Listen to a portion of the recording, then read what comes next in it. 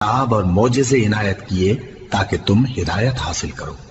और जब मूसा ने अपनी कौम के लोगों से कहा कि भाइयों, तुमने बछड़े को माबूद ठहराने में अपनी जानों पर जुल्म किया है, तो अपने पैदा करने वाले के आगे तौबा करो, फिर अपनों को कत्ल करो। तुम्हारे खालिक के नजदीक तुम्हारे हक में यही बेहतर है। फिर उसने तुम्हारा कसूर मुआफ कर दिया। वो बेशक बड़ा मुआफ करने वाला है, बड़ा मेहरबान है। और जब तुमने मूसा से कहा कि मूसा, जब तक हम अल्लाह को सामने न देख लेंगे तुम पर ईमान नहीं लाएंगे, तो तुमको बिजली ने आ घेरा और तुम देख रहे थे। फिर मौत आ जाने के बाद हमने तुमको अस्सर नौ जिंदा कर दिया ताकि एहसान मानो।